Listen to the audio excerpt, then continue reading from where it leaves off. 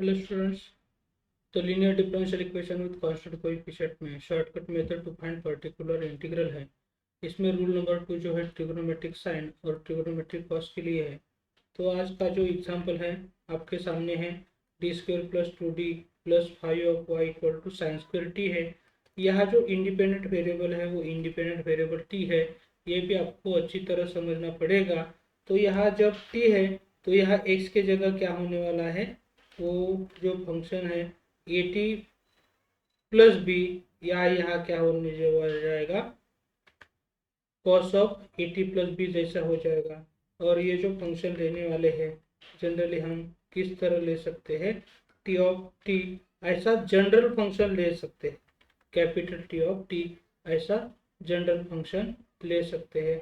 तो इसके रिलेटेड आपको ये जो किस तरह सॉल्यूशन होने वाला है ये आप यहाँ देखने वाले हैं। तो सॉल्यूशन का जो पार्ट है वो सॉल्यूशन का पार्ट किस तरह होने वाला है, हर एक एग्जांपल का होता है उसी तरह यहाँ हो जाएगा। लेकिन यहाँ जो इंडिपेंडेंट वेरिएबल है वो टी है, तो यहाँ हमें क्या करना पड़ेगा, ये y का कोएफिशिएंट है, जब जीरो के साथ इक्वेट करेंगे तो ये जीरो के साथ इक्वेट करने के बाद आपके सामने जो दिख रहा है वो क्या है, आपका एक्सिलरी इक्वेशन है। तो देखते हैं किस तरह ये एक्सिलरी इक्वेशन सॉल्व करना है। तो हमें ये सॉल्व करने के लिए बहुत सारे आइडिया जो है वो यूज़ कर सकते हैं, लेकिन डी स्क्वायर प्लस 2d है तो इसके लिए परफेक्ट स्क्वायर होने के लिए मेरे पास 1 होना चाहिए। तो 1 को हम यहाँ से क्या कर रहे हैं, यहाँ 1 ले रहे हैं, तो ये जो 5 है वो 5 हम 1+4 ऐसा लिख सकते हैं। तो यहाँ ये जो पार्ट है वो 5 हम इस तरह लिख सकते हैं। फिर ये जो ये तो डी की टर्म है, यही डी की टर्म यहाँ होना चाहिए। अब ये जो पार्ट है ये पार्ट हम यहाँ कैसे लिख सकते हैं, ये जो D square plus 2d plus 1 जो है वही हम d प्लस 1 जो है उसका स्क्वायर इसी तरह लिख सकते हैं। तो यहाँ आपके सामने थोड़ा सा हम चेंजेस करने वाले हैं। तो इसे मुझे क्या करना है, d प्लस 1 उसके ब्रैकेट का स्क्वायर लिखना है। तो यहाँ इस तरह मैंने यहाँ लिखा है। और ये जो 4 है 4 को हम कैसे लिख सकते हैं, 2 का स्क्वायर ऐसे लिख सकते हैं। अब ये सिंप्लीफाई करने के लिए या इसके फैक्टर करने के लिए फिर हमारे पास जो बेसिक आइडिया चाहिए, वो बेसिक आइडिया कौन सी होनी चाहिए वो आपके सामने दे रहे हैं। तो ये डी स्क्वायर प्लस ए स्क्वायर जो है उसके फैक्टर्स तो आपको मालूम ही है, डी स्क्वायर प्लस ए स्क्वायर है वो डी प्लस आई ए इंटू डी माइनस आई ए इसके फैक्टर्स होते हैं।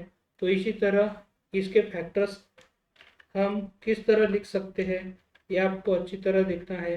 तो इसके जो फैक्टर्स है वो फैक्टर्स क्या हो जाएगा, दो फैक्टर्स आने वाले हैं, डी प्लस 1 माइनस 2i हो जाएगा, और दूसरा जो फैक्टर है वो क्या हो जाएगा, डी प्लस 1 प्लस 2i हो जाएगा। आप यहाँ देख सकते हैं डी की जगह यहाँ डी प्लस 1 है, और ये जो ए स्क्वायर है तो यहाँ ए की वैल्यू 2 है। तो इसी तरह हम ये जो फैक्टर्स है वो फैक्टर्स निकाल सकते हैं। अब ये फैक्टर के बाद जब हम ये d plus 1 minus 2i zero के साथ इक्वेट करेंगे, तो ये जीरो के साथ इक्वेट करने के बाद ये क्या हो जाता है, आप यहाँ देख सकते हैं जब ये जीरो के साथ इक्वेट करेंगे तो ये क्या होता है वो तो बाद में हम देखेंगे। अब इसको भी क्या करना है, जीरो के साथ इक्वेट करना है। तो ये जब जीरो के साथ इक्वेट किया है, अब जीरो के साथ यहाँ तो नहीं किया है, यहाँ इक्वल टू जीरो लिख रहे हैं। अब ये जो पार्ट है इस पार्ट में मुझे डी के वैल्यूज फाइंड आउट करने हैं। तो ये प्लस 1 माइनस 2i जब राइट हैंड साइड में जाएगा तो ये प्लस 1 का क्या हो जाएगा, -1, और -2i का क्या होने वाला है, +2i हो जाएगा। फिर ये पार्ट जब राइट हैंड साइड में जाएगा तो ये क्या होने वाला है, -1 -2i हो जाएगा।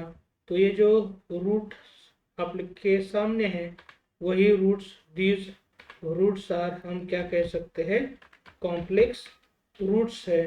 तो ये कॉम्प्लेक्स रूट के हिसाब से आपको क्या करना है, कॉम्प्लीमेंट्री फंक्शन लिखना है। तो ये प्लस आई बी और ये माइनस आई बी जब कॉम्प्लेक्स रूट है तो उस कॉम्प्लेक्स रूट के हिसाब से हमारा कॉम्प्लीमेंट्री फंक्शन है वो इस तरह होता है। लेकिन यहाँ ए की जो वैल्यू है वो ए की वैल्यू यहाँ कौन सी होनी चाहिए, माइनस ये होने वाली है। और ये जो बी की वैल्यू है यहाँ दोनों जगह आप देख सकते हैं बी की वैल्यू क्या है, यहाँ +2 है। तो वो आपको अच्छी तरह समझना पड़ेगा। तो यहाँ यूज़ करने के बाद किस तरह आपका कॉम्प्लीमेंट्री फंक्शन होता है आप यहाँ देख सकते हैं। तो ये की वैल्यू मुझे -1 लेनी है, तो यहाँ ए की जगह -1, तो -1 इंटू एक्स क्या हो जाएगा, सिंपली -x लिख सकते हैं। तो रियल पार्ट के रिलेटेड ये हो जाएगा। और b की वैल्यू मुझे क्या लेनी पड़ेगी, 2 लेनी है। तो यहाँ c1 cos bx plus c2 sin bx जो है वो c1 cos 2x plus c2 sin 2x, यही हमारा कॉम्प्लीमेंट्री फंक्शन हो जाएगा। अब थोड़ा सा मैंने भी गलती कर दी है, क्योंकि यहाँ जो इंडिपेंडेंट वेरिएबल है वो t है, इसलिए मुझे x के जगह कौन सा पार्ट लेना पड़ेगा, t ही लेना पड़ेगा। तो जब जनरल में लिखते हैं तो जनरल में भी हमें क्या करना पड़ेगा, ये जो इंडिपेंडेंट वेरिएबल है वही इंडिपेंडेंट वेरिएबल आपको लेना पड़ेगा। तो यहाँ इंडिपेंडेंट वेरिएबल t है, तो इसके हिसाब से ही हमें सब कुछ x के जगह क्या करना है, t इंडिपेंडेंट वेरिएबल लेना है। तो इसी तरह आपका ये जो कॉम्प्लीमेंट्री फंक्शन है ये कॉम्प्लीमेंट्री फंक्शन हो जाएगा। अब फिर यहाँ जो जैसे कि मैंने x ऑफ x लिखा था उसी तरह यहाँ क्या होने वाला है, t ऑफ t होने वाला है। यही आपका क्या होने वाला है, पर्टिकुलर इंटीग्रल का फार्मूला हो जाएगा। तो आप यहाँ देख सकते हैं ये जो f ऑफ d है इसमें ये क्या हो जाएगा, ये d² प्लस 2d प्लस 5 हो जाएगा। और ये जो फंक्शन है ये sin² हो जाएगा। आपको ये sin² है, तो ये पर्टिकुलर इंटीग्रल एक टाइप का इंटीग्रल है। तो इंटीग्रल निकालने के लिए जब किस तरह हम sin² का सिंप्लीफिकेशन करते हैं ये तो आपको अच्छी तरह समझना पड़ेगा। तो ये आपको अच्छी तरह करना है। लेकिन ये sin² थीटा जो है वो 1/2 into 1 minus cos of 2 theta होता है, इसलिए हम sin² को उसके हिसाब से क्या करने वाले हैं, 1/2 इंटू इसके रिलेटेड थोड़ा सा ब्रैकेट में ले रहे हैं। यही पार्ट क्या हो जाएगा, 1 माइनस यह क्या होने वाला है, ये जो sin² है उसके जगह हम क्या करने वाले हैं, कॉस लेने वाले हैं। लेकिन यहाँ एंगल भी क्या होना चाहिए, 2 टाइम्स t होना चाहिए। तो इसी तरह ये sin² की वैल्यू जो है वो 1/2 into 1 minus cos of 2t मैंने लिखी है। फिर हम क्या कर सकते हैं, यह आपको अच्छी तरह देखना है। तो ये यहाँ क्या होने वाला है, 1/2 जो कांस्टेंट है वो 1/2 कांस्टेंट हम यहाँ लिख सकते हैं। अब यहाँ ये जो 1 है 1 को हम या तो एक्सपोनेंशियल फॉर्म में लिख सकते हैं या ट्रिगोनोमेट्रिक फॉर्म में लिखना है। तो ये जो 1 है वो कॉस ऑफ 0 की वैल्यू क्या होती है, 1 होती है। तो यही पार्ट जो है हम कैसे लिख सकते हैं, कॉस ऑफ 0t भी 1 की वैल्यू लिख सकते हैं। तो इसी तरह ये जो पार्ट है ये पार्ट आपको अच्छी तरह करना है। अब इसके बाद जब हम सिंप्लीफाई करने के लिए जाएंगे तो ये ऑपरेटर जो है ये ऑपरेटर कॉस ऑफ 0t को अप्लाई करना है और यही ऑपरेटर कहाँ अप्लाई करना है, कॉस ऑफ 2t को करना है। तो ये जो पार्ट किया है मैंने आपको अच्छी तरह देखना है, क्योंकि इसमें जब थोड़ी सी भी गलती होती है तो आपका सॉल्यूशन अलग आ सकता है, इसका मतलब रॉन्ग आ सकता है। तो आपको देखना है इसमें जो रिप्लेसमेंट करना है, ये जो पहला पार्ट है यहाँ से हम यहाँ किस तरह रिप्लेसमेंट करना है यहाँ देखेंगे। तो यहाँ replace d² bye minus of a²। तो यहाँ क्या हो जाएगा, माइनस ऑफ a², तो हम थोड़ा सा यहाँ भी डायरेक्ट ही यूज करने वाले हैं, माइनस ऑफ 0²। तो यहाँ क्या हो जाएगा, इक्वल टू 0 होने वाला है। तो ये आपको अच्छी तरह समझना पड़ेगा। अदरवाइज जब ये आइडिया जो है आपको कॉम्प्लिकेटेड लगती है cos ऑफ 0t की, तो ये जो 1 की वैल्यू है वही 1 की वैल्यू हम ऐसे भी लिख सकते हैं, e⁻0t ऐसे भी लिख सकते हैं। तो जनरली जब कांस्टेंट है तो कांस्टेंट के रिलेटेड एक्सपोनेंशियल के आइडिया लेते हैं आप, तो एक्सपोनेंशियल के हिसाब से आपको क्या होता है, इजी कंसेप्ट जाता है। लेकिन इस एक्सपोनेंशियल के हिसाब से आपको यहाँ क्या सब्स्टिट्यूशन करना है ये आपको देखना है अच्छी तरह। अब ये ट्रिगोनोमेट्रिक फंक्शन है, तो यहाँ ये जो है ए की वैल्यू 2 हो जाएगी, तो यहाँ हमें -4 का रिप्लेसमेंट सेकंड पार्ट में करना है। लेकिन यह जो फर्स्ट पार्ट है, फर्स्ट पार्ट में हमें रिप्लेसमेंट किस तरह करना है ये भी आपको अच्छी तरह देखना है। तो फर्स्ट पार्ट में रिप्लेसमेंट ऑफ डी बाय क्या करना है, हमें 0 करना है, एंड डी स्क्वेयर बाय -2 ये रिस्पेक्टिवली करना है। तो ये इसी तरह पार्ट का सब कुछ सिंप्लीफिकेशन हो रहा है। तो ये जो पर्टिकुलर इंटीग्रल हम लेने वाले हैं, तो ये पर्टिकुलर इंटीग्रल किस तरह होता है आप यहाँ देख सकते हैं। अब इसमें ये जो e⁻0t मैंने लिया है, तो यह e⁻0t हो जाएगा, लेकिन यहाँ d का रिप्लेसमेंट किसके साथ हो जाएगा, 0 के साथ हो जाएगा, और यहाँ भी क्या होने वाला है, 0 के साथ होने वाला है। जब हम cos ऑफ 0t यूज करते थे तो यहाँ फिर क्या हो जाता, थोड़ा सा कंसेप्ट जो है कॉम्प्लिकेटेड हो जाता, लेकिन सॉल्यूशन है वही आने वाला था। अब यह माइनस जो है डी स्क्वेयर का रिप्लेसमेंट -4 के साथ करेंगे, तो इसी तरह आने वाला है आपका। फिर इसे हमें सिंप्लीफाई करना है, तो सिंप्लीफाई करने के बाद ये किस तरह होता है आप यहाँ देख सकते हैं। ये 0 स्क्वेयर 0 + 2 × 0 ये सब कुछ क्या होने वाला है, 0 होने वाला है। तो 1/5 × e⁻0t क्या हो जाएगा, 1 हो जाएगा। तो इसी तरह सिंपली होने वाला है। फिर ये जो -4 है और ये +5 है, ये क्या होने वाला है, +1 होने वाला है। तो इसी तरह आपको ये अच्छी तरह सिंप्लीफाई करना है। अब ये जो cos ऑफ 2t है, अब इसके हिसाब से हमें क्या करना है, एडजस्टमेंट करना है। ये 2d + 1 है, तो यहाँ हमें 2d + 1 को देख के क्या एडजस्टमेंट करना है, 2d - 1 की जो टर्म है वो 2d - 1 की टर्म से न्यूमरेटर को मल्टीप्लाई करना है, और 2d - 1 के टर्म से मल्टीप्लाई करना है, और उस टर्म से डिवाइड भी करना है। तो यहाँ हम डिवाइड भी कर रहे हैं, लेकिन यहाँ ब्रैकेट में डिवाइड करना पड़ेगा। तो इस स्टेप तक आने के लिए किस तरह हम सिंप्लीफाई कर रहे हैं आपको अच्छी तरह देखना है, फिर और सिंप्लीफाई करना है। तो ये जो a + b × a - b a² - b² होता है, तो ये 2d का स्क्वायर जो है वो 4d² हो जाएगा, -1 का स्क्वायर जो है वही 1 ही रहता है। तो ये क्या होने वाला है, सिंप्लीफिकेशन करने के बाद 4 × d² होने वाला है।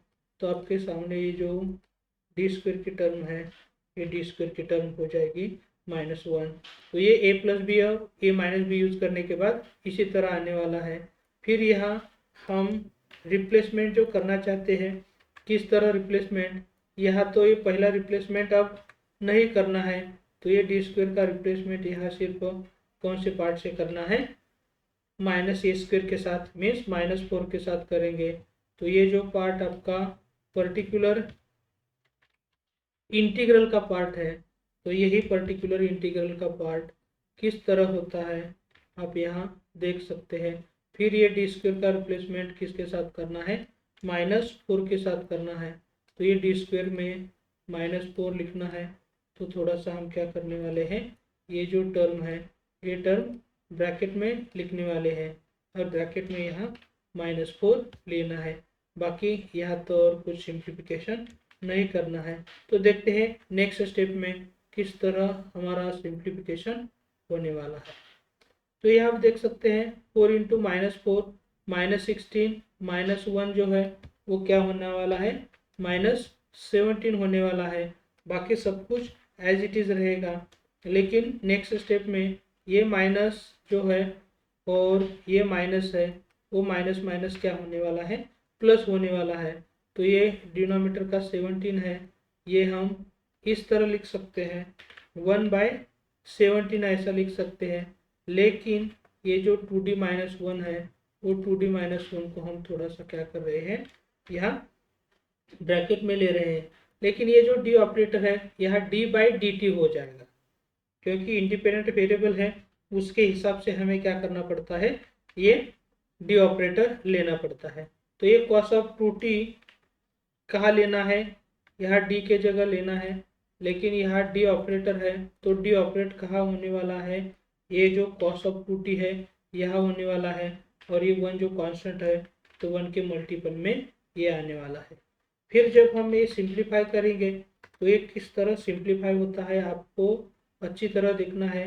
तो ये derivative of cos of 2t जो है वो cos ऑफ 2t का डेरिवेटिव शायद आपको मालूम ही है। यहाँ हम ब्रैकेट में -2 साइन ऑफ क्या हो जाएगा, 2t हो जाएगा। तो ये cos 2t का डेरिवेटिव थोड़ा सा आपके सामने चेंजेस करना है, तो इसी तरह डेरिवेटिव हो जाएगा। और ये तो पार्ट आप क्या कर सकते हैं, इंटू 1 है तो ये निगलेक्ट कर सकते हैं। फिर जो थोड़ा सा पार्ट सिंप्लीफाई करने का है तो ये किस तरह सिंप्लीफाई कर सकते हैं, ये जो 2 का मल्टीप्लिकेशन इसके साथ हो जाएगा तो ये क्या होने वाला है, -4 होने वाला है। तो यहाँ हम क्या कर रहे हैं, ये जो है -4 यहाँ ले रहे हैं। फिर दूसरा थोड़ा सा ही सिंप्लीफिकेशन बाकी है। इन दोनों टर्म में से ये पहले टर्म का माइनस और दूसरे टर्म का ये माइनस जब हम कॉमन लेंगे और ये माइनस को क्या अप्लाई करेंगे, यहाँ अप्लाई करेंगे, तो यही आपका क्या होने वाला है, पर्टिकुलर इंटीग्रल होने वाला है। तो इसी तरह आपका ये जो पर्टिकुलर इंटीग्रल का कंसेप्ट है वो पर्टिकुलर इंटीग्रल का कंसेप्ट आता है। और एकदम सिंपल तरीके से हमने तो ये आपको सॉल्व करके पर्टिकुलर इंटीग्रल दिया है, और इसके जैसे बहुत सारे प्रॉब्लम भी हम सॉल्व करके दे रहे हैं। तो आप ये सब्सक्राइब करके बेल आइकन बटन दबाएंगे तो हर एक प्रॉब्लम का सॉल्यूशन आपको मिलने वाला है। तो इसका कंप्लीट सॉल्यूशन तो आपको मालूम ही है, लेकिन कॉम्प्लीमेंट्री फंक्शन जो है यहाँ टी के फॉर्मेट में मैंने कैसे लिखा है यहाँ आप देख सकते हैं।